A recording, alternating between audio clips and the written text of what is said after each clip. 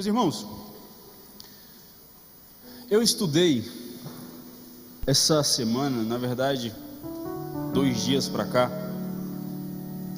e eu estive pensando sobre algo que alcança a todos nós, que é muitas vezes Deus fala conosco, Deus nos dá uma visão, Deus usa um instrumento para falar conosco, Deus fala conosco através da sua palavra, nos promete, nos dá garantias, mas é totalmente o contrário da nossa realidade que estamos vivendo. Nos perguntamos se realmente Deus falou, questionamos se o irmão, o instrumento que foi usado foi Deus que enviou, porque como Deus falou que eu viveria tal coisa se a minha realidade é totalmente diferente? Deus me prometeu, me disse, falou comigo que eu teria bons momentos, uma boa vida, uma vida tranquila, uma vida pacífica, uma vida cristã deitada em verdes pastos, mas a minha realidade é de tribulação, de problemas, totalmente o contrário da minha visão. Deus falou comigo, e nós seres humanos somos seres humanos totalmente visuais. Eu e você temos a prática, é característica do ser humano, em sermos visuais. Como assim? Nós projetamos aquilo que queremos que aconteça, nós projetamos situações, nós projetamos conversas, nós projetamos projetos, e a nossa frustração está justamente no fato em aquilo que nós projetamos em nossa mente visualmente não tem nada a ver com a realidade que estamos vivendo na prática. Deus fala que você terá uma vida boa e você projeta, baseado na sua característica de vida boa, uma vida boa. E às vezes a tua característica de vida boa não é necessariamente a forma que você viverá, que Deus te prometeu. Nós projetamos aquilo que Deus falou conosco e nos perdemos. Somos um dos poucos animais na terra que conseguimos ver colorido. Por exemplo, se eu pedir para você pensar agora em um carro, automaticamente você consegue pensar em um carro. Se eu falar um carro vermelho, você consegue imaginar um carro vermelho. Se eu falar um carro vermelho sem rodas, você tem capacidade de pensar em um carro vermelho sem rodas, sem ter nenhum carro vermelho sem rodas aqui. O que é isso? Nós temos capacidade de projetar aquilo que nós vemos ou queremos ver, e assim é na nossa vida. E de antemão eu quero dizer que não é errado projetar, não é errado planejar, planeje, mas o perigo está às vezes na falta de maturidade que há em nós cristãos, em projetarmos algo, em planejarmos algo baseado naquilo que Deus falou e nos frustrarmos, justamente porque não acontece da maneira que projetamos, não acontece no tempo que nós planejamos, não acontece da maneira, no processo que nós planejamos, e muitas vezes começamos a questionar a nossa vida cristã, ou muitas vezes questionamos a nossa relação com Deus, ou questionamos o próprio Deus, porque não está acontecendo da maneira que nós projetamos em nossa mente. Só que a Bíblia está cheia de homens e mulheres que Deus prometeu, falou de uma maneira, e durante a sua vida, durante o seu percalço, houve coisas que completamente diferentes, mas que no fim Deus foi fiel para cumprir a sua palavra. Exemplo de José, que sonhou com seus irmãos se prostrando em sua juventude, mas quantos anos se passou para que se cumprisse? Quanto tempo passou José sofrendo para que se cumprisse? Existia, o próprio Jesus era o Messias, haveria um tempo de ser ressuscitado, de se provar, de morrer, pagar o preço, mas ele passou por um processo. Davi foi ungido rei 3 vezes, mas ele não acelerou o processo, ele passou o processo assim como Deus queria que ele vivesse, e assim nós devemos compreender que existe um tempo, e que acontecerá segundo a vontade de Deus, porque Deus, Ele não é um instrumento nosso que faz aquilo que nós planejamos e projetamos. Deus não é um serviçal, Deus não é um garçom, Deus não nos serve. Deus, Ele é Deus, e pela sua benignidade e graça nós temos o privilégio de viver em sua presença e viver o seu plano. Portanto, devemos ter maturidade, cuidado e compreendermos que às vezes a nossa realidade nem sempre é literalmente igual à nossa visão, mas isso não indica que aquilo que Deus prometeu através dos seus instrumentos, da sua palavra, não irá se cumprir em nossa vida. Amém? Abra comigo sua Bíblia no livro de Atos, capítulo 16.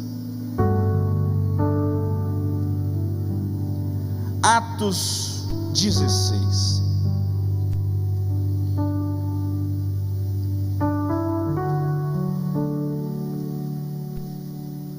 Atos 16, a partir do verso 6. A gente vai ler só um pedaço agora, mas ao longo do sermão nós estaremos lendo esse texto, então mantenha a sua Bíblia aberta. Nós leremos agora em Atos 16, do verso 6 ao verso 12. Amém? Todos acharam? Diz assim a palavra: passando pela Frígia e pela província da Galácia, foram impedidos pelo Espírito Santo de pregar a palavra na Ásia. Impedidos por quem? Quando chegaram a Mísia, tentavam ir para a Bítinia, mas o Espírito de Jesus não lhes permitiu. Quem?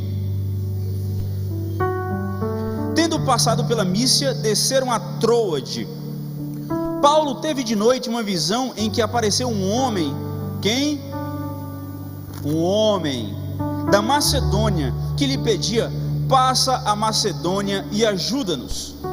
Logo depois dessa visão, procuramos partir para a Macedônia, concluindo que o Senhor nos chamava para lhes anunciarmos o Evangelho. Navegando de Troade, fomos diretamente para Samotrácia e no dia seguinte para Nápoles. Dali para Filipos, a cidade mais importante dessa região da Macedônia e colônia romana. Permanecemos alguns dias nessa cidade. Podeis assentar. Veja só, Paulo, ele estava seguindo para o leste, para a Ásia. O planejamento de Paulo era pregar o Evangelho, levar o Evangelho ao povo da Ásia.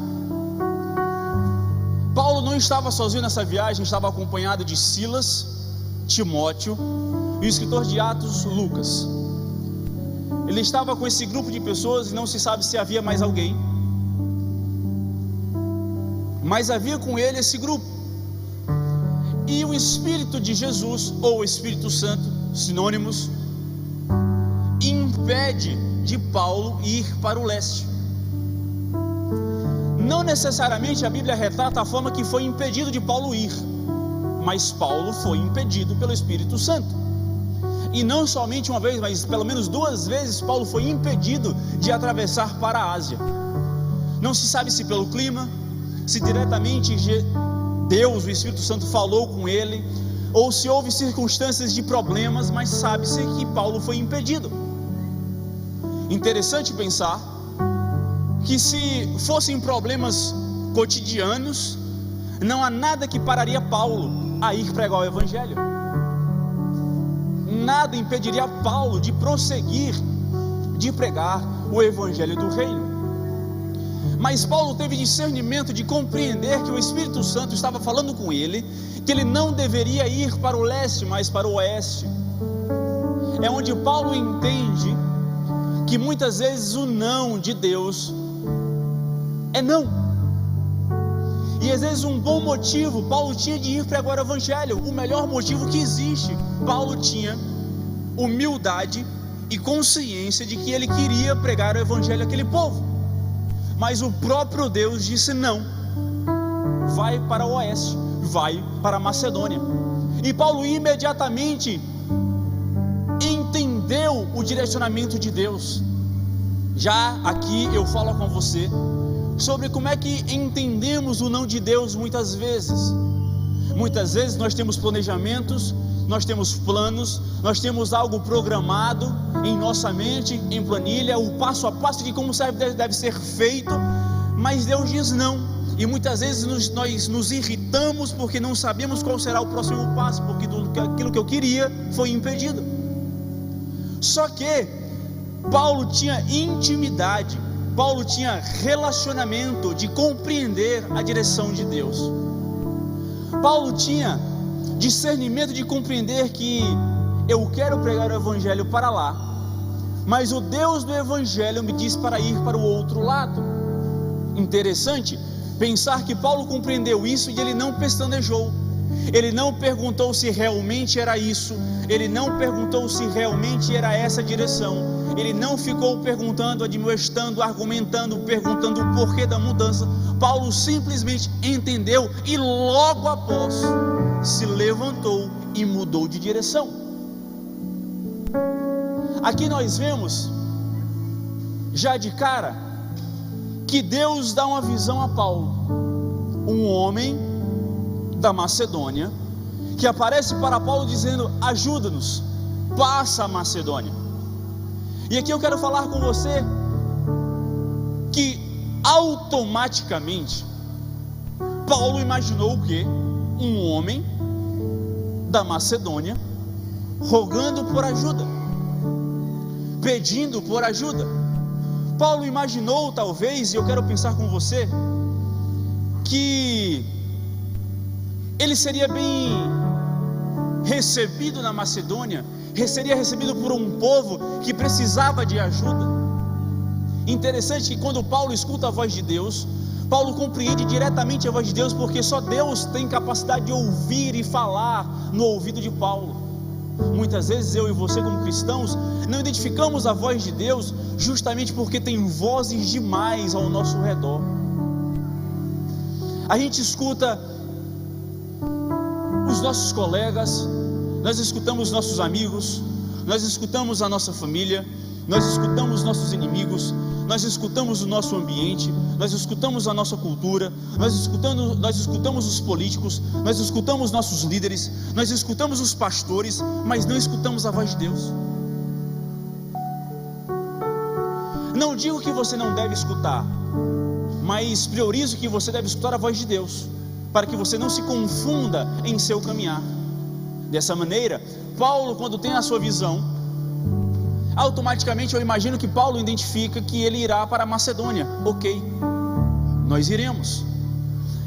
E eu e você, quando lemos aqui do versículo 6 ao versículo 12, nós conseguimos ter a imaginação de pensar em um homem da Macedônia pedindo ajuda a Paulo. Só que agora nós vamos ler do versículo 13 ao 15, que diz assim: no dia de sábado, saímos da cidade para a margem do rio, onde julgávamos haver um lugar para oração, e assentando-nos, falamos às mulheres que ali se reuniram. Veja bem, Paulo tem uma visão de um homem.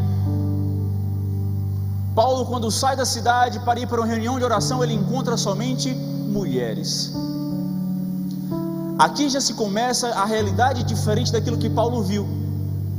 Versículo 14: certa mulher, chamada Lídia, vendedora de púrpura da cidade de Tiatira, e que servia a Deus, nos ouvia, e o Senhor lhe abriu o coração para que se estivesse atenta ao que Paulo dizia. Depois que foi batizada, ela e a sua casa convidou-nos dizendo: se haveis julgado que eu seja fiel ao Senhor, entrai em minha casa e ficai ali. E nos convenceu a isso. Olha, a visão que Paulo tinha gerado talvez agora já começa em uma circunstância totalmente diferente. Paulo esperava talvez encontrar um homem, assim como Deus falou com ele, mas Paulo na verdade passa dias na Macedônia, no sábado, no dia de oração, no dia de adoração, no dia de culto ao Senhor, ele passa para o rio Gângites. Nós sabemos que esse é o rio e o nome do rio, porque os historiadores confirmam que ali em Filipos, apesar de ser província de Roma, e Roma permitir que todas as religiões fossem bem-vindas e adoradas e vividas em sua denominação, em sua cidade, em suas colônias, era necessário... Ó, o eco, tá normal? Para mim tá muito ruim aqui o retorno. Era normal cada religião ter o seu lugar de culto.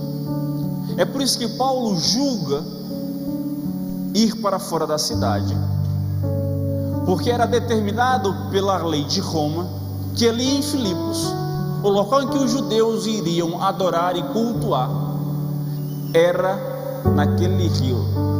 Me ajude, meu Deus, nessas horas cruéis. Eu sou surdo de um ouvido, gente, mas o ouvido aqui está funcionando bem.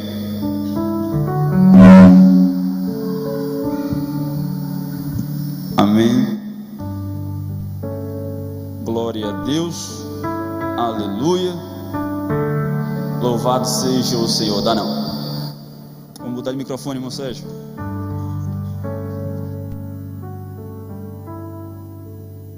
Amém? Amém? Todo mundo me ouvindo? Glória a Deus. Então, Paulo, ele julga necessário ir com os irmãos para aquele rio, e lá ele encontra somente mulheres. Veja bem, pela lei e pela regra,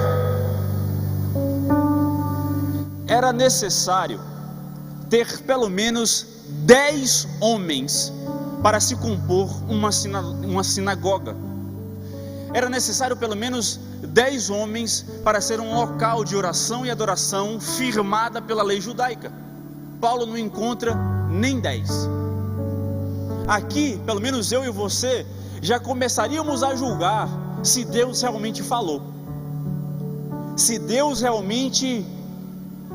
eu realmente tive discernimento de entender a voz de Deus. Porque Deus me falou que eu iria encontrar um homem, mas nenhum homem encontrei, mas somente mulheres reunidas. Interessante que não eram mulheres que estavam precisando de ajuda, elas estavam reunidas, orando e fazendo o seu culto sabático. Paulo já poderia questionar a visão. Diferente de nós, ou de muitos de nós, Paulo tem o discernimento que ele deve se apegar ao Deus da visão, e não somente à visão, ou não se apegar àquilo que é projetado através daquilo que ele viu ou ouviu da parte do Senhor. Ele se compromete e naquele lugar ele começa a ensinar aquelas mulheres. Então, uma mulher chamada Lídia, vendedora de púrpura da cidade de Tiatira, e que lhe servia a Deus, nos ouvia. E o Senhor lhe abriu o coração para que estivesse atenta ao que Paulo dizia. Eu quero chamar a atenção aqui a irmã Lídia. Irmã Lídia, ela veio de Tiatira.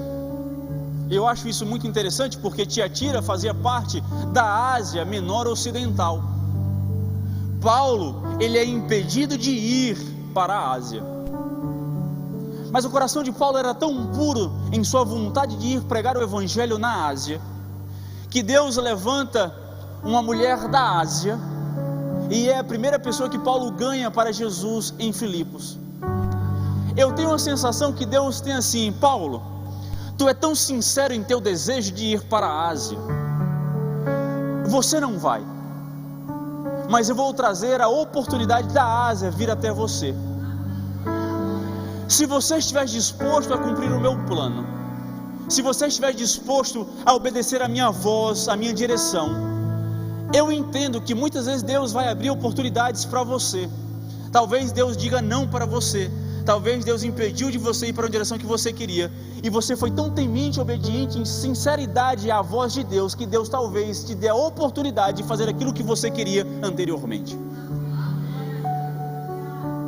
Que bom que alguns pegaram. Paulo, ele prega para Lídia, e Lídia aceita Jesus. Não somente Lídia, mas toda a sua casa. Lídia, nós temos a sensação que Lídia era uma pessoa bem abastada, era uma pessoa bem financeiramente porque ela vendia púrpura. Púrpura era um tecido era uma cor muito rara, que era necessário 8.000 moluscos específicos para 1 grama de púrpura. Então, pelo trabalho raro que Lídia trabalhava, entende-se que Lídia era uma pessoa muito rica. Lídia tinha acessos em Filipos, e é essa mulher que Paulo primeiro ganha para Jesus. Lucas não se dá o trabalho de dar detalhes sobre a família de Lídia, mas ele dá o detalhe de que toda a casa de Lídia foi salva e batizada por Paulo. Não por Paulo, mas por aquele grupo. Não fala diretamente quem batizou. E aqui começa o trabalho do evangelho naquele local. Se Paulo tivesse desistido de pregar o evangelho porque a primeira pessoa que foi ganha para Jesus, em vez de um homem da Macedônia, tivesse sido uma mulher, foi sido uma mulher da Ásia, se Paulo tivesse desistido, a Europa não teria tido um dos principais berços da igreja de Deus na terra. Filipos, ou os filipenses, foi uma das principais igrejas que foram compostas e conduzidas na Europa. É através dessa igreja que o evangelho agora se expande por toda a Europa e chega até nós. Imagine se Paulo tivesse desistido, porque a realidade em que ele está vivendo não é igual à visão que Deus mostrou a ele. O problema é que nossa vida, nós estamos julgando demais aquilo que Deus nos mostrou, em vez de sermos fiéis ao Deus que nos mostrou. A realidade, talvez, todas as vezes tende a ser diferente daquilo que nós projetamos.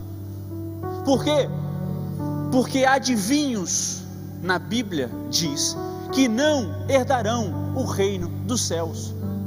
Portanto, não cabe a nós vermos um futuro, não cabe a nós projetarmos e vivermos literalmente aquilo que nós desejamos, mas cabe a nós sermos fiéis ao Senhor e à sua palavra. A minha palavra essa noite talvez seja de conforto para muitos que estão aqui vivendo algo totalmente diferente daquilo que Deus te prometeu. E o fato de ser diferente não é porque você está em desobediência, não é porque você está vivendo em pecado, não é porque você está totalmente contrário à vontade de Deus. Talvez seja literalmente você vivendo a vontade de Deus, e o conforto deve ser esse. A nossa missão deve ser necessariamente compreender a direção de Deus. Quando Deus diz não, quando Deus diz sim, quando Deus diz vai, quando Deus diz volta, quando Deus para, quando Deus diz agora prossegue, quando Deus diz assim, rompe com essa pessoa, separa desse amigo, sai desse emprego. É só ouvir e seguir em paz. A gente tem a compreensão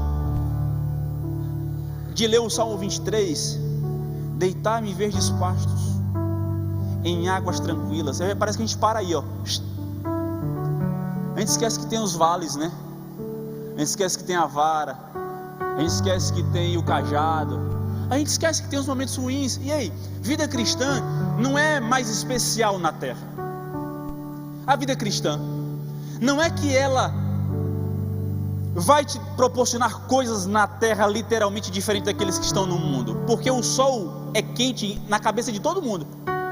Se você é trabalhador, uma pessoa boa, você vai colher dos frutos, porque a palavra é simples e diz que você colherá dos frutos do seu trabalho. Mas se você é preguiçoso e quer colher, isso não funciona. Entende? Portanto, uma pessoa do mundo que trabalha e honra o seu trabalho, ela vai colher também. Então não julga o fruto do outro, colhe o teu. Porque quem colhe dos outros é ladrão, não é homem de Deus não. Tá?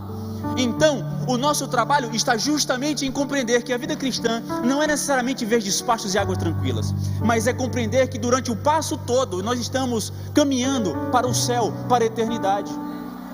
A Bíblia diz que no mundo terás aflições, tem de bom ânimo, porque eu venci o mundo. No mundo nós sofreremos, no mundo nós padeceremos, no mundo nós viveremos situações difíceis, no mundo nós viveremos situações complicadas, no mundo nós viveremos separações, no mundo nós passaremos fome, calamidades, doenças, sofrimentos, rompimentos que nos machucam, que nos dilaceram, mas viveremos, e nós deixamos de ser especiais. Não é por isso, é porque somos filhos e filhas de Deus.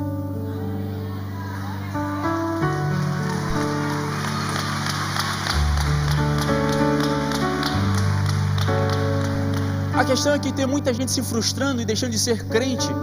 Eu não concordo com a expressão deixando de ser crente. Para mim, quem deixa de ser crente nunca foi. Mas vamos falar agora aqui abertamente. Quem tem a tradição de deixar de ser crente é porque não compreendeu o que é a vida cristã. Vida cristã não é responsabilidade, vida cristã é relacionamento. Eu não sou responsável porque eu sou cristão. Eu me relaciono com Deus e então eu sou responsável. Eu não sou honesto porque eu sou cristão. Não é minha responsabilidade ser honesto, é porque o meu relacionamento com Deus é tão profundo, é tão bom, de amor, de perdão, de afago, de intimidade, de amor ao próximo, que eu não tenho trabalho em ser responsável por ser honesto, por ser humilde, pelos privilégios de ser bom. Tem muita gente se frustrando com a caminhada cristã porque vive como responsabilidade, não como relacionamento. Nós iremos viver novos níveis de intimidade com Deus quando vivermos com Ele relacionamento em vez de responsabilidade. Quando nós vivermos com Deus como nosso Pai e não como nosso patrão, nós viveremos muito mais daquilo que pensamos e imaginamos.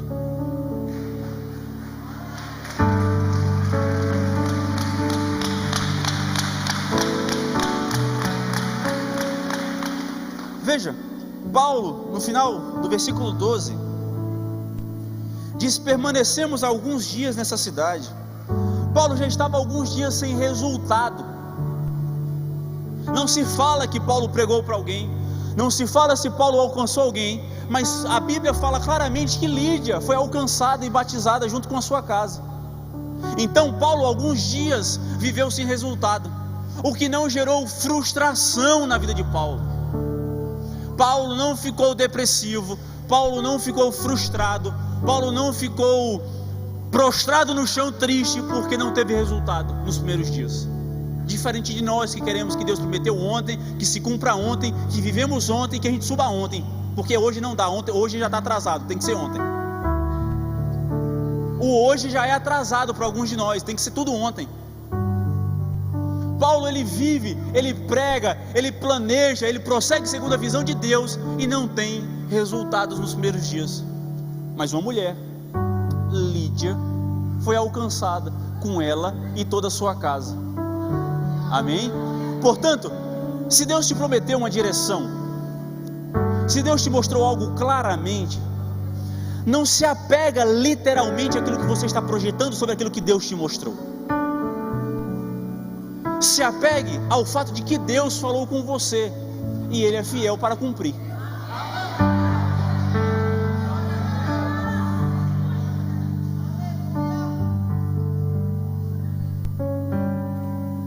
Deus nos capacita para gerar através do pouco que temos. Como assim? Paulo, ele pegou o pouco que ele tinha, que era Lídia e sua casa, e foi para a casa deles ensinar, discipular. Paulo não falou assim: ó, eu estou esperando um homem da Macedônia, tipo assim, Lídia foi batizada, tá bom, segue o fluxo, segue a vida cristã é isso aí, agora vai embora, segue o fluxo. Não.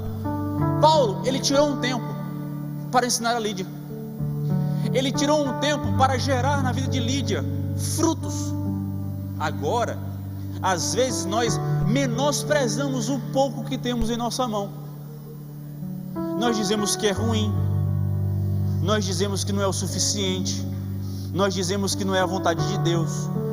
Porque é pouco não se gera nada, porque é pouco não acontece nada, quando na verdade talvez o pouco que você tem na mão é justamente a semente que Deus quer lançar na terra para nascer algo. Entenda que através do pouco que é a sua casa, a sua família é a menor célula da sociedade. Menor que isso é um indivíduo sozinho, e sozinho não é sociedade, sozinho não é família, sozinho é unidade, tá? Portanto, Lídia e sua casa, a partir daquela família, a partir daquela decisão, o evangelho começa a ser pregado e gerar frutos em Filipos. O resultado que nós queremos em Feira de Santana não necessariamente começará daqui. Entenda que o evangelho que deve ser pregado em sua casa, em sua família, em seu trabalho, em sua escola, no seu serviço, nessa cidade, porque em nome de Jesus nós profetizamos como cidadãos de Feira de Santana que essa cidade perderá a fama de roubo, de perigo, de gente enrolada, de gente fracassada, em nome de Jesus. Mas essas mudanças começam não é aqui, começa em sua casa. Eu e você somos feirenses, então não devemos ser ladrões, roubadores, enganadores, manipuladores, mas sermos missionários enviados de Deus na terra, nessa cidade. É comum a gente falar feirense e conferência. Rapaz, feira é perigosa, né? Feira não presta. Repreende essa palavra. Feira é de Jesus. Amém? Tá uma confusão aí. Feira é do Senhor. Vamos começar a viver o evangelho através da nossa casa, porque a nossa casa tem potencial de mudar. Se cada casa for mudada pelo evangelho, a cidade inteira será mudada pelo evangelho. A gente escuta aqui toda palavra, toda terça-feira, todo domingo, profetiza sobre o teu vizinho, profetiza sobre a tua casa, profetiza sobre o teu trabalho. E gente, isso não é jargão. Não é jargão, não é frase de efeito, não é oração à toa. Quando a gente fala profetiza sobre os teus vizinhos, profetiza sobre o teu trabalho, profetiza sobre os teus filhos, profetiza sobre os teus... É literalmente profetizar em nome do Senhor Jesus, que a nossa casa, que a nossa família, que os nossos filhos pertencem ao Senhor Jesus. No versículo 16 ao 18, fala: indo nós ao local de oração, saiu-nos ao encontro uma jovem que tinha um espírito de adivinhação, a qual, adivinhando, dava grande lucro aos seus senhores. Ela, seguindo a Paulo e a nós, clamava dizendo: estes homens que nos anunciam o caminho da salvação são servos do Deus Altíssimo. É uma endemoniada, gente, tá? Glória a Deus, mas é uma endemoniada ainda. Versículo 18: e isso fez ela por muitos dias. Paulo, porém, incomodado, voltou-se e disse ao Espírito: em nome de Jesus Cristo, ordeno-te que saias dela. E na mesma hora saiu.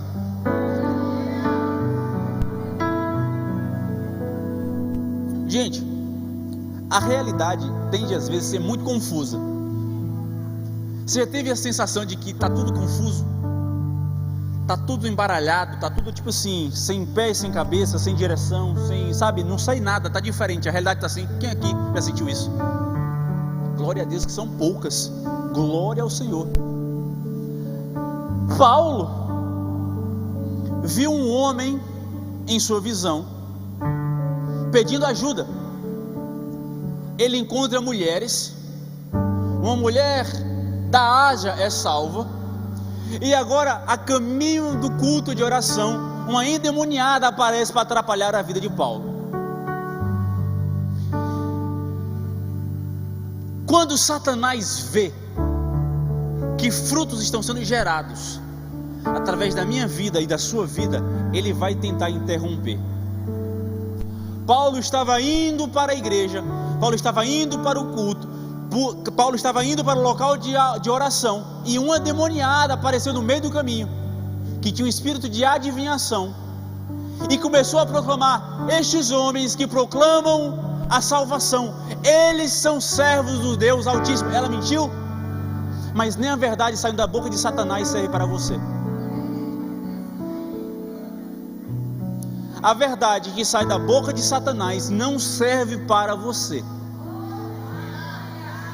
A endemoniada está dizendo: eles estão proclamando o evangelho da salvação.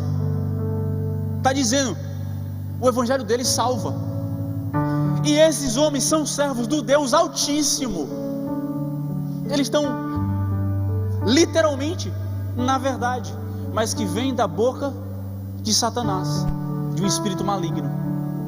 Então, irmão, minha irmã, não se baseie na verdade que vem da boca do diabo. Por mais bom que seja, por mais real que seja, por mais certeza que seja sobre o que você esteja fazendo, repreenda. Quando frutos são gerados através da sua vida, Satanás vai tentar muitas vezes te falar a verdade, mas para te atrapalhar, não para te ajudar. Satanás não ajuda ninguém, gente. O diabo não ajuda ninguém. É bonito, é belo, parece bom, mas te leva para o inferno, tá? O caminho é belo, o caminho não tem curvas acentuadas, o caminho é silencioso, mas quando você vai pelo caminho de Satanás, o final não é o céu, é o inferno. Mas Jones está falando a verdade.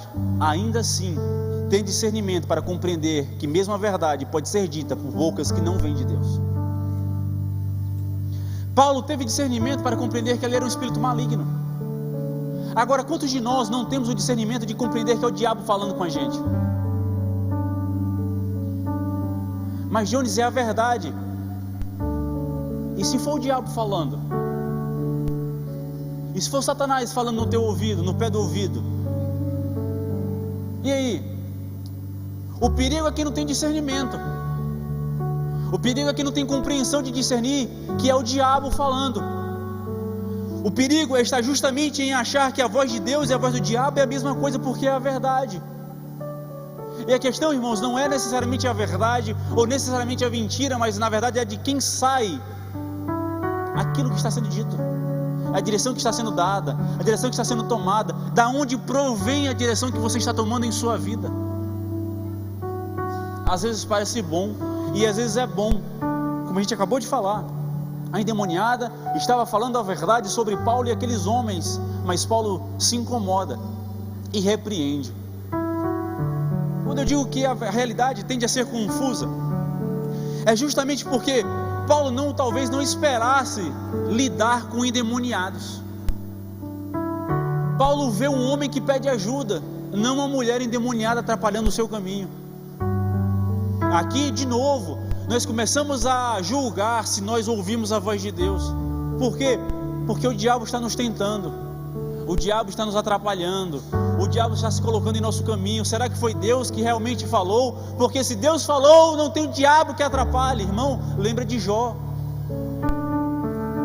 Parece que tem gente que lê a Bíblia, mas pula o livro de Jó, que tem a sensação que não vai ter trabalho. Ei, Satanás está de olho em quem gera frutos. Se Satanás não está incomodando a tua vida, tu não está gerando nada. Se tu não gera desconforto nenhum, se a tua presença não gera desconforto nenhum ao diabo, você está no caminho errado. Porque Jesus fala que nós teremos poder no nome dele de repreender, e demônios serão expulsos, gente. Se nós não acreditamos nessa verdade, se nós estendermos a nossa mão e o espírito maligno não é repreendido, tem alguma coisa errada em nossa vida cristã. Tem alguma coisa errada em como estamos vivendo. Tem. Se Satanás não se incomoda com os frutos que são gerados através do teu trabalho, através da sua família, você não está fazendo um bom trabalho para o reino, está fazendo um bom trabalho para o reino de Satanás. Porque Satanás, gente, está o tempo inteiro olhando pela fechadura da porta, querendo entrar em tua casa. E se ele não está de olho em você, é porque a porta já abriu e ele entrou faz tempo. Começa a pedir a Deus discernimento para compreender a tua família, a tua casa, o teu trabalho, os teus atos, os teus pensamentos. Começa a repreender tudo aquilo que vem do diabo. Começa a orar e repreender tudo aquilo que vem de Satanás. comece a repreender, se coloca como instrumento de Deus na tua casa, comece a se levantar como coluna de sustentação da tua casa e repreender, porque às vezes Satanás não alcança você porque você é forte, mas vão atrás do teu filho, vai atrás da tua filha, vai atrás da tua esposa, vai atrás do teu pai, vai atrás da tua mãe. Se coloca como um homem e mulher de Deus e começa a repreender a visão de Satanás sobre a tua vida.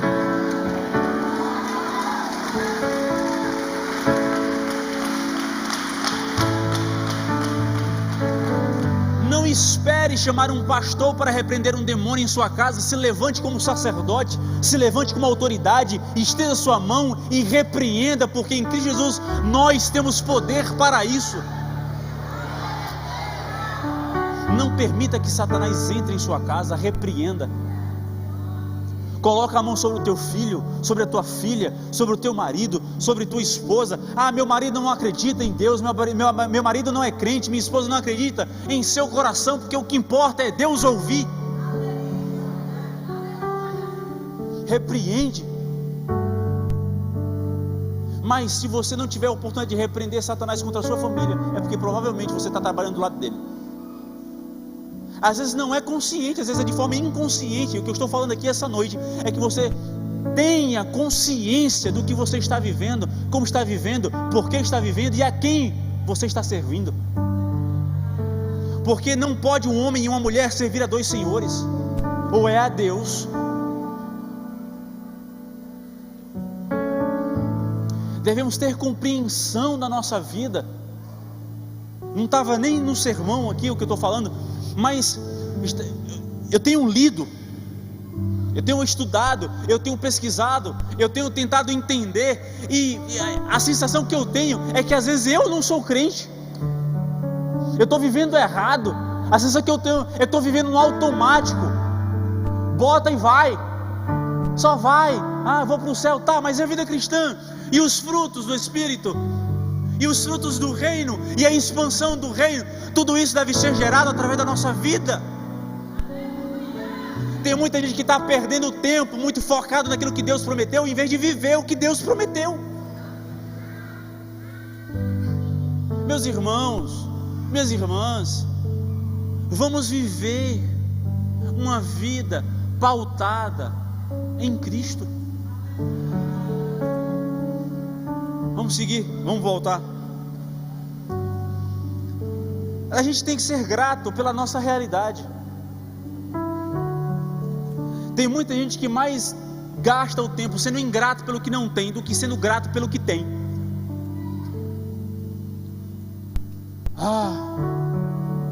Eu não tenho minha casa própria. Agradece a Deus que tem dinheiro para pagar o aluguel. Pior é se não tivesse nenhum dinheiro para pagar aluguel, o inquilino tivesse aí cobrando. Eu só como feijão com arroz. Agradece a Deus pelo feijão com arroz, porque pior é passar fome. Eu repito o sapato, repito a calça, repito a blusa, nunca tenho roupa. Agradece a Deus pela roupa que tu tem. Vamos engrossar o caso mais um pouquinho.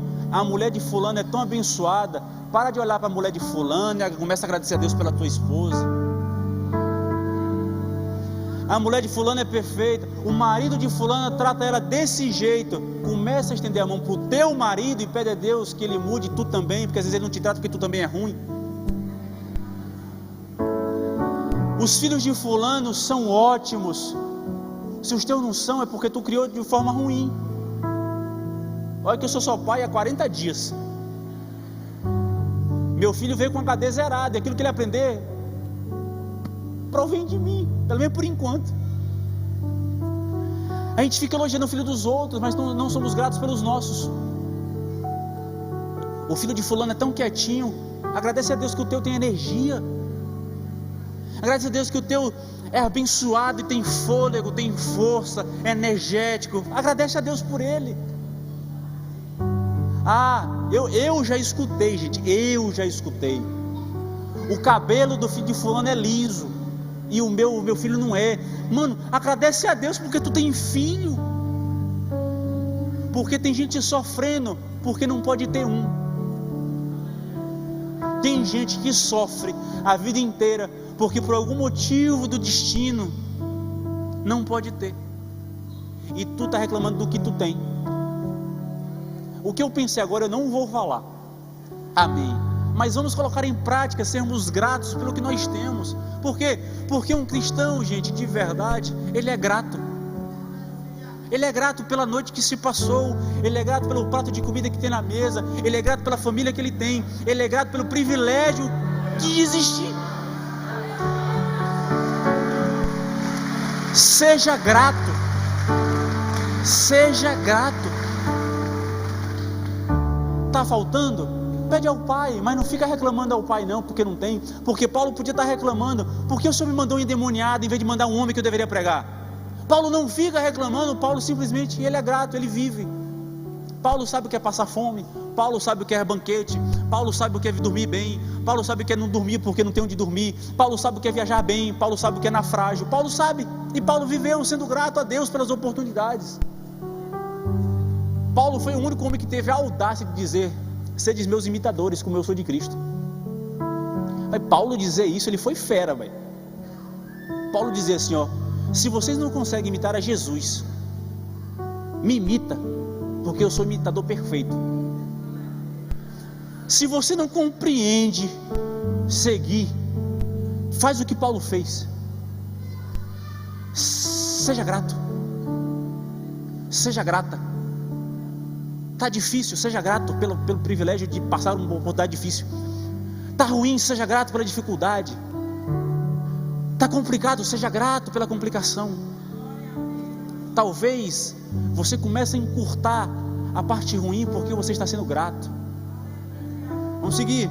Versículo 19 ao 21 diz assim: vendo os senhores da jovem que a esperança do seu lucro estava perdida, prenderam Paulo e Silas e os levaram à praça na presença das autoridades. Apresentando as autoridades, disseram: estes homens, sendo judeus, perturbaram a nossa cidade e nos pregam costumes que não nos é permitido receber nem praticar, visto que somos romanos. Veja, talvez Paulo tivesse imaginado que ia ser bem recebido por um homem da Macedônia que estivesse pedindo ajuda. Paulo está sendo arrastado por homens da Macedônia para ser preso. Totalmente diferente do que Paulo viu. E você aí reclamando que está vivendo algo diferente daquilo que Deus te falou. Paulo está sendo preso para ser espancado e açoitado, julgado por algo que não fez. Veja bem, esses homens aqui não estão julgando Paulo porque ele tirou a fonte de lucro, que era a mulher que adivinhava. Paulo está sendo julgado porque é judeu. A acusação de Paulo, que Paulo está sendo julgado, é totalmente diferente. Paulo está sendo julgado porque é judeu e ele tinha nacionalidade romana, por isso não podia ser julgado pelo motivo pelo qual ele estava sendo preso. Ele também está sendo julgado porque está pregando costumes, em outra palavra, religião, que é o mesmo sinônimo para aquela época, que os romanos não podem viver. Mas Paulo é romano, vivendo esses costumes. Paulo não poderia ser julgado por isso. E Paulo está sendo arrastado para o meio da cidade para ser julgado, e espancado, e açoitado. E veja, naquela época não havia distinção entre os judeus e os cristãos. Para os romanos era a mesma coisa. Existia uma regra, a regra de... esqueci o nome da lei. Poison, um negócio desse. Posso confirmar depois e trazer com firmeza, li hoje. Que pregava que em Roma você poderia exercer sua religião, mas você não poderia converter os romanos para essa religião. Por quê? Porque o que Paulo fez de expulsar o demônio daquela moça não podia ser julgado. Mas o problema é que provavelmente aquela moça tenha sido alcançada pelo evangelho de Paulo, pelo evangelho que Paulo pregava. Então eles estão dizendo assim, ó: Paulo, esses aí estão gerando confusão em nosso meio e está trazendo costumes que nós romanos não podemos viver. A influência de Paulo naquela região está sendo tão grande que Paulo está começando a mudar os costumes daquela cidade. O evangelho que Paulo está pregando é tão poderoso, Paulo é tão fiel e leal à visão que Deus deu a ele, que a pregação do Evangelho está começando a influenciar aquela cidade. Os frutos já estão começando, os frutos já estão sendo gerados. Ei, esses homens estão gerando confusão em nosso meio. Isso indica que o Evangelho já estava mudando a característica do estilo de vida daquelas pessoas. Aqui eu trago uma coisa para você: se você se diz cristão, mas seu estilo de vida é mundano, desculpa, tem alguma coisa errada. Eu não vejo cabimento em sermos cristãos, mas o nosso estilo de vida é totalmente mundano. Jones, o que é mundano? Não vou falar de usos e costumes, porque isso vai da consciência de cada um, e quem é transformado pelo Espírito Santo tem consciência. Mas o que eu quero falar são pessoas que se dizem cristãos, mas não perdoam. Se dizem cristãos, mas são hipócritas. Se dizem cristãos, mas manipulam. Não, cristão não é isso. A vida cristã é colocar essas coisas que provêm de Deus em prática, inclusive para aqueles que te perseguem. Veja que Paulo, ele não reage à acusação. Paulo poderia gritar e dizer assim: ei, eu sou romano, não posso ser julgado. Paulo poderia ter dito isso. Não, ele ficou calado. E pior, a multidão começa a se chegar e começa a julgar eles. O magistrado perde a força, perde o controle, diz assim: ó, açoita e prende. Cidadão romano não poderia ser açoitado, a não ser que fosse provado literalmente o crime. E Paulo, diferente daquilo que ele viu, diferente daquela visão que Deus deu a ele, que viu um homem da Macedônia pedindo ajuda: vem, passa a Macedônia. Agora Paulo está sendo preso, julgado pelo que não cometeu e açoitado, espancado pela multidão, pelos seguranças da época, pelos soldados romanos. Paulo está sendo espancado, totalmente diferente daquilo que ele viu. Quantas vezes nós vivemos açoites, espancamentos em nossa vida, e nós estamos julgando que não é a vontade de Deus, mas é justamente a vontade de Deus sendo cumprida. Às vezes o que você está sofrendo é justamente a vontade de Deus. Às vezes a dor que está sendo afligida talvez seja a vontade de Deus. Você até tem condição de dizer assim: ei, eu não posso ser julgado porque eu não fiz. Mas você não tem força para falar que não fez, e mesmo assim você sofre pelo que você não fez. E você diz assim: estou sofrendo injustamente. E Deus está dizendo: é justamente a minha vontade.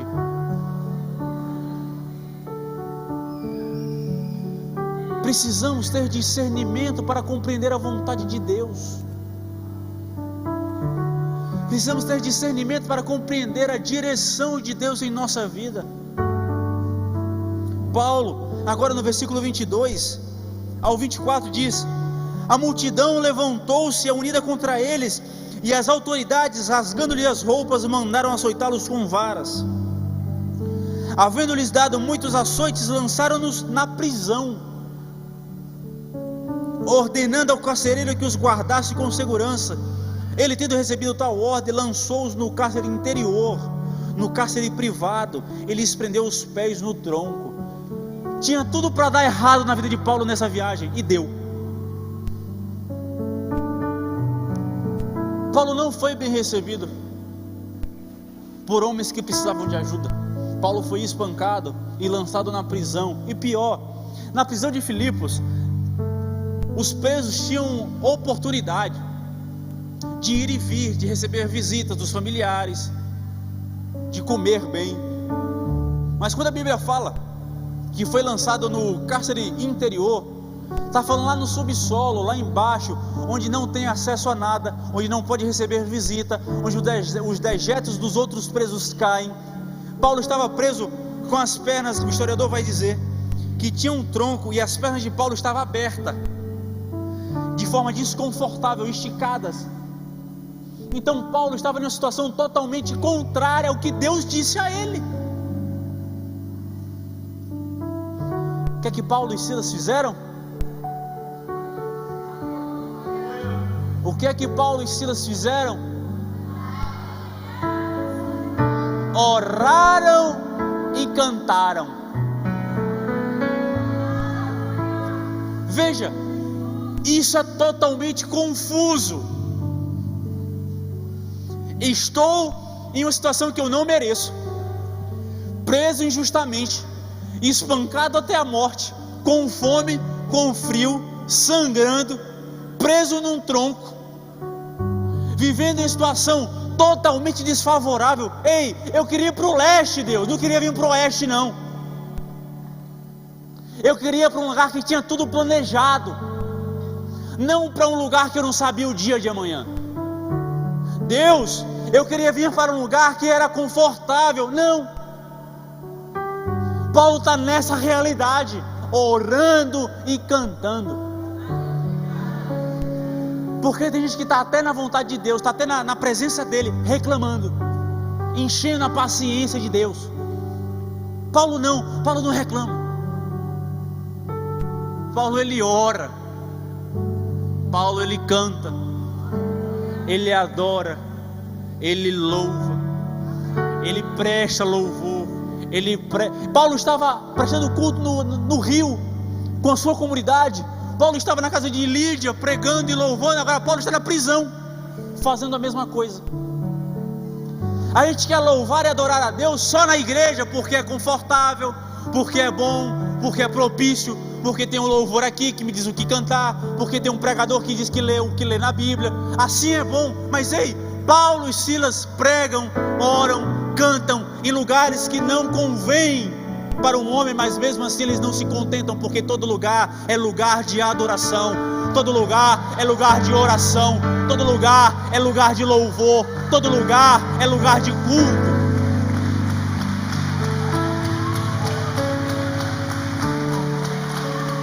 Estamos vivendo uma vida que a gente só quer cultuar aqui, e a sua vida deve ser um culto. Você deve ser um culto ambulante. Aonde você for, você tem que estar prestando culto ao Senhor. Aonde você for prestar serviço, cultue com a sua vida. Aonde você for estudar, cultue com a sua vida. Aonde você for viajar, cultue com a sua vida. Aonde você estiver de férias, cultue com a sua vida. Aonde você estiver na sua cidade, cultue com a sua vida.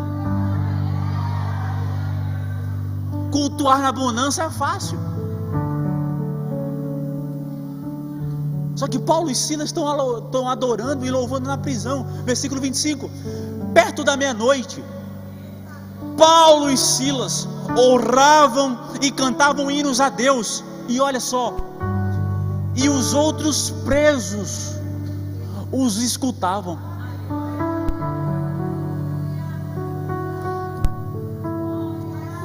Pense comigo. Vamos trazer para nós aqui. Cantamos e louvamos hoje à noite e vamos para casa. Amanhã no serviço, amanhã na segunda-feira do nosso Deus, você passou por problemas. Você pode ter problemas amanhã, é uma realidade. Esteja preparado para elas. Mas você, em vez de agradecer por elas e louvar a Deus, você começa a lamuriar, reclamar, ser ingrato, ser uma pessoa ruim. Sabe o que as pessoas vão ouvir de você? Como é que é crente e está falando isso? Como é que é crente e vive desse jeito? Como é que eu vou ser crente para ser assim? Quero não. A sua vida está reverberando na vida de outras pessoas? O seu louvor atinge outras pessoas? A sua adoração atinge, alcança, toca em outras pessoas? O seu louvor não deve ser para homens e mulheres, o seu louvor tem que ser para Deus, mas eles geram consequências na vida de outras pessoas. Os presos escutavam. Eu fico imaginando, tipo assim, eu não sei que Deus é esse, eu não sei que pregação é essa, eu não sei quem são esses, eu não sei nem cantar, eu não sei orar, mas Deus desconhecido? É isso aí. Eu fico imaginando a graça de Deus naquela prisão,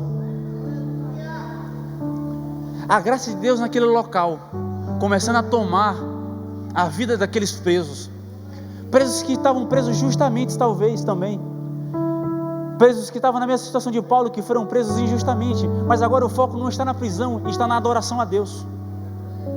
Está no foco em que eu tenho que entregar o melhor a Deus aonde eu estiver.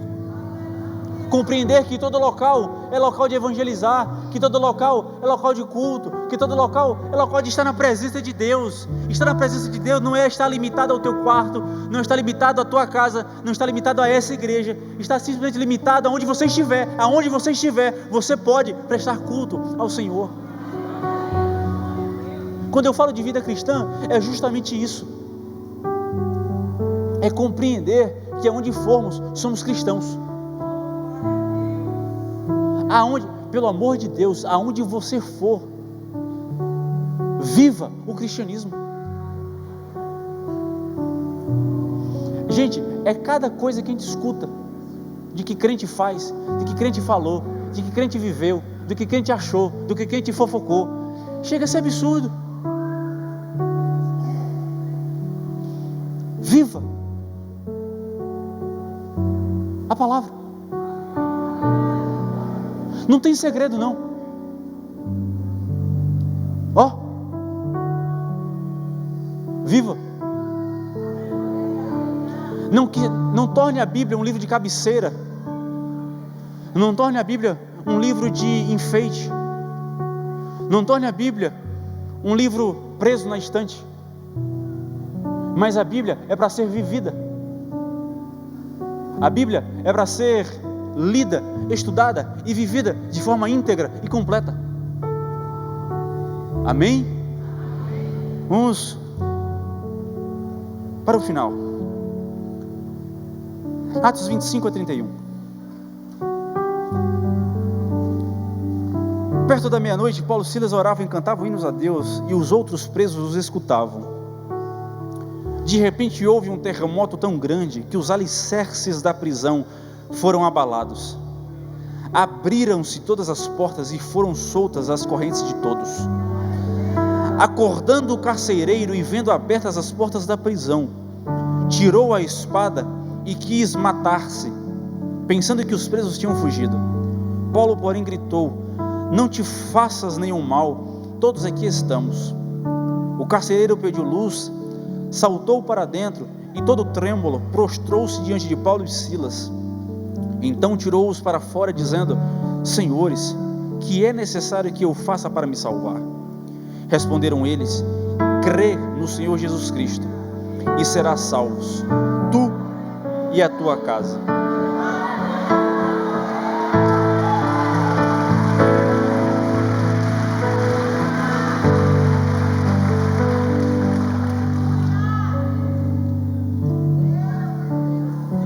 Aqui é tão incrível que às vezes a gente pula e acha que houve um terremoto, as portas se abriram e os presos fugiram. Não, os presos continuaram na prisão com as portas abertas.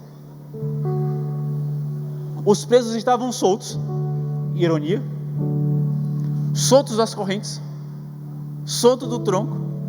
O carcereiro tem tanto medo porque os presos fugiram, e agora eu vou ter que pagar com a minha vida pela vida que fugiram. É por isso que ele tem vontade de se matar, porque a lei de Roma dizia que o carcereiro que perdeu os presos vai pagar com a própria vida. E aí Paulo fala: ei, não, estamos todos aqui. Primeiro, Paulo louvou, adorou e orou e assumiu uma posição de liderança. Ei, estamos todos aqui. Paulo tomou a frente dos presos. Não se preocupe, ninguém fugiu não. Está todo mundo aqui. Isso é muito lindo, porque tem gente que acha porque foi chamado por Deus, fala em nome de Deus, tem que viver fora das regras. Ah, porque eu sou filho do céu, filho de Deus, eu posso viver como eu quero. Ó, pode não. Tem que cumprir a regra certinha, porque senão é preso. Tem que declarar o imposto, porque senão é sonegação, é errado também. Tem que cumprir e ser honesto com aquilo que você se propõe, porque um cristão verdadeiro faz isso. Não é porque as prisões foram abertas, as portas foram abertas, as correntes foram soltas, que você vai correr que nem adoidado, sem direção e sem rumo. Ser cristão é literalmente viver, apesar da realidade ser ruim, estar na prisão, ainda assim é viver o processo no tempo de Deus. Viver no tempo de Deus é viver os processos pelo qual Deus determinou, inclusive permanecer preso se necessário for. O carcereiro só traz Paulo e Silas, não traz o resto. O resto ficou preso. Ele ajeita e traz Paulo e Silas para fora. O que é que eu preciso para ser salvo? Agora, depois de tanto sofrimento, um homem da Macedônia pede ajuda. Depois de tanto sofrimento, no final, um homem da Macedônia diz assim: o que é que eu preciso fazer para ser salvo? Se Paulo tivesse desistido desde o início, esse carcereiro, que era o homem da sua visão, não teria sido alcançado. Paulo sofreu tudo isso para gerar uma base concreta e saudável na igreja aos Filipenses. Ei, a tensão que você vive talvez nem seja para você. Às vezes é para que outros sejam alcançados pela sua tensão. Ei, violão sem tensão nas cordas não gera harmonia. Bateria sem as peles afinadas não gera harmonia. Crente sem tensão não gera o evangelho. Compreenda que a tensão na sua vida é para gerar a melodia do reino na vida de outras pessoas. A gente tem que parar de querer ser instrumento parado na estante. A gente tem que parar de querer ser instrumento sem melodia, sem harmonia. Crente que quer pregar o evangelho é crente tensionado. Crente que vive a harmonia do reino é crente tensionado. Crente que louva é quando a tensão bate. Crente que adora é quando compreende que a adoração é em qualquer meio. Ei, não é bom a corda ser puxada, está tensionando o violão, mas é quando aquele que toca bate na corda que a harmonia soa, que todo mundo diz assim: nossa, que lindo. É justamente a minha e a sua vida. Às vezes as nossas tensões é justamente para que o evangelho seja soado no ouvido de outras pessoas. Ei, nós somos fracos, nós somos falhos, mas o poder de Deus se aperfeiçoa em nossa fraqueza. Se coloque de pé. Paulo fala no 2 Coríntios capítulo 12, versículo 9 e 10, e disse-me: a minha graça te basta, porque o meu poder se aperfeiçoa na fraqueza. De boa vontade, pois, me gloriarei nas minhas fraquezas. Ei, glorifique nas suas fraquezas, glorifique nas suas fraquezas, glorifique nas suas fraquezas, para que em mim habite o poder de Cristo. Pelo que sinto prazer nas fraquezas, nas injúrias, nas necessidades, nas perseguições, nas angústias, por amor de Cristo, porque quando estou fraco, então sou forte.